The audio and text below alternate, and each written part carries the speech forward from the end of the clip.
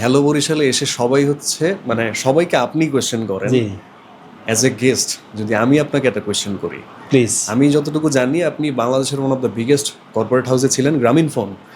তো গ্রামীণ ফোনের চাকরি মানুষের জন্য ড্রিম, আপনি সেটা ছেড়ে কেন এখানে আসলেন আমাকে একটু বলেন তো।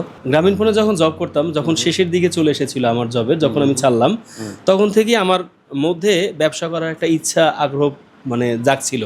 এবং মনে হচ্ছিল যে না, চাকরিটা তো অনেকদিন করলাম, এখন নিজেকে আমি আবার একটা চ্যালেঞ্জ দিই যে আমি অ্যাজ এ বিজনেসম্যান বা উদ্যোক্তা হিসেবে ভালো করতে পারি কিনা। এবং এইটা নিয়ে আবার একটা বছর পড়ালেখা করেছি যে হ্যাঁ আমার বের হয়ে যেতে হবে। দেখুন, একটা সময় পরে কিন্তু মানুষ একটা জায়গায় স্ট্যাক হয়ে থাকলে তারপরে তার কেরিয়ারটাই কিন্তু কোনো ডাইভার্সিফিকেশন থাকে না, ঢেউ থাকে না।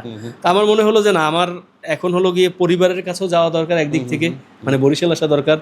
অন্যদিকে হলো গিয়ে আমি একটু কেরিয়ার একটু ব্যবসায়ের এই দিকে একটু শিফট করি। ওকে, এরপরে আমি কোম্পানির সঙ্গে কথা বললাম, কোম্পানি আমার এটাকে রেসপেক্ট করলো, দেন হলো ওয়েলকাম করলো, আমি ওখান থেকে চলে আসলাম। এসে কিন্তু আমি এখন ছোট ছোট করে বিজনেস করছি। তো করে যেটা আমি এই দেখেন, আমার কিন্তু এখন দুইটা পালকে দুইটা জিনিস আছে, বিজনেসও আছে আবার চাকরিও আছে। এখন কিন্তু ধরেন এইটাই যদি আবার 5-7টা বছর কাজ করি ব্যবসায়িক হিসেবে, তখন কিন্তু আমি একদম চাকরিজীবীর চেয়ে এগিয়ে যাব।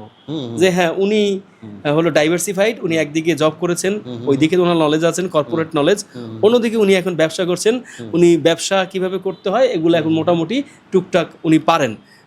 এই জায়গাটায় এই লোভটা আমি সামলাতে পারিনি।